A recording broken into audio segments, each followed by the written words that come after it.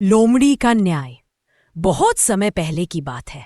घने और सुंदर पेड़ों से घिरा एक विशाल जंगल था, शांतवन।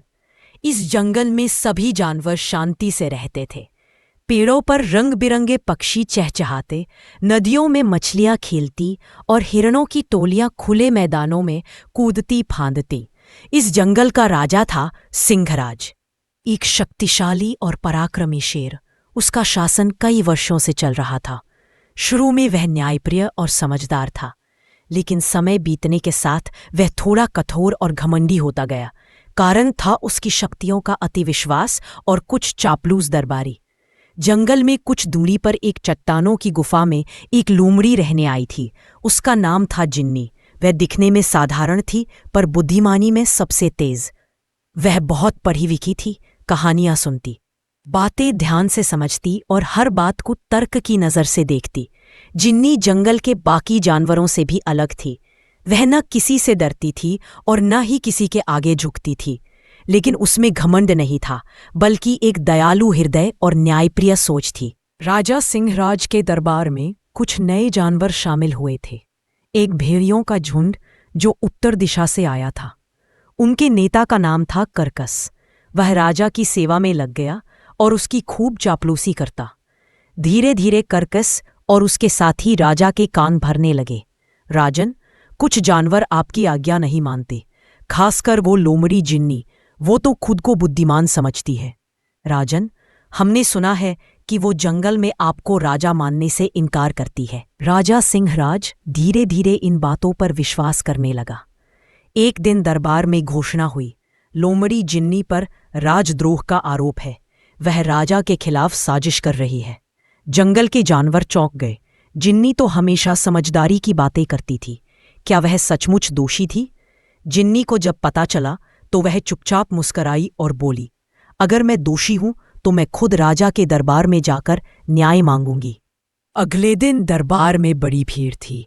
सबकी नजरें जिन्नी पर थीं, जो बहुत शांत और आत्मविश्वास से भरी दिख रही थी। सिंहराज गरजा, लोमड़ी, तुम्हें मेरे खिलाफ बोलते सुना गया है। तुम्हारा क्या कहना है? जिन्नी ने सिर झुकाया और मुस्कुराकर कहा, राजन, क्या आपके पास कोई प्रमाण है या सिर्फ किसी की कही सुनी बात पर आप फैसला सुना रहे हैं? भेड़िए आगे आए और बोले, हमने खुद सुना है राजन। वो कहती थी कि राजा बूढ़ा हो गया है, अब नया नेता चाहिए। जिन्नी ने सबकी ओर देखा और बोली, अगर मैंने कहा कि राजा अनुभव में बुजुर्ग है तो क्या वो अपमान है? क्या सच्चाई कहना अपराध है? सिंहराज कुछ देर चुप रहा। उसे लगा कि बात में दम है, लेकिन अब दरबार का सम्मान दांव पर था। तभी जिन्नी ने कहा, राजन, क्या मैं एक प्रस्ताव रख सकती हूं? शेर ने सहमति में सिर हिलाया।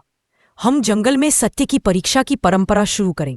अगर मैं दोषी हूं तो मैं सजा स्वीकार करूंगी, लेकिन अगर झूठ बोला गया है तो झूठ बोलने वालों को भी सजा मिलनी चाहिए। राजा ने कहा, तुम्हारा परीक्षण कैसे होगा? जिन्नी बोली, हम सत्य जल की परीक्षा करेंगे। जिन्नी ने जंगल के बीच एक शांत तालाब का चयन किया। उसने सबको बुलाया और घोषणा की, जो सच बोलता है उसका प्रतिबिंब शांत रहेगा, जो झूठ बोलेगा उसकी छाया कांपेगी। भेड़िए हंसने लगे, ये क्या मूर्खता है, पानी में सबका प्रतिबिंब हिलता है। लेकिन जिन्नी शांत रही और कहा, तो फिर डर किस बात का? राजा ने कहा, भेड़िए पहले जाएं। जब भेड़िए पानी के पास गए और बोले, हमने सच कहा था, उनके स्वर कांप रहे थे। उनकी परछाई भी कांपती दिख रही थी। जंगल के जानवरों ने देखा, वे डर में थे। फिर जिन्नी गई और बोली, मैंने सच्चाई कही। अगर अनुभव को अपमान कहा जाए तो यह जंगल झूठे लोगों के हाथ में है। उसका प्रतिबिंब शांत था। राजा सिंहराज सब देख रहा था। वह गहराई से सोचने लगा। उसे समझ में आ गया, मैंने बिना सोच विचार किए किसी पर दोष मढ़ा। मैंने न्याय नहीं किया। राजा सिंह ने उठकर कहा, भेड़ियों ने झूठ बोला, सत्य का मार्ग दिखाया। उसने भेड़ियों को जंगल से निकाल दिया और जिन्नी को कहा, तुम मेरी मंत्री बनो, मेरी सलाहकार। जंगल को तुम्हारी जरूरत है। अब जंगल में एक नई परंपरा शुरू हुई। हर निर्णय प्रमाण और बुद्धि से होगा, न कि डर या गुस्से से।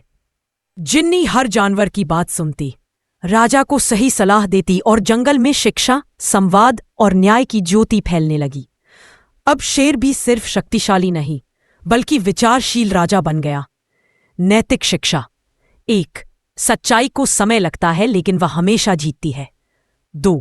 शक्ति के साथ न्याय जरूरी है, बिना सोच के शक्ति अंधी होती है। 3. जो लोग तर्क और सच्चाई से बोलते हैं उन्हें दबाया नहीं जा सकता। 4. अफवाहें कभी न्याय नहीं होती, सोच और विवेक ही असली हथियार है। ऐसे ही कार्टून वीडियो देखने के लिए हमारे चैनल को सब्सक्राइब कीजिए।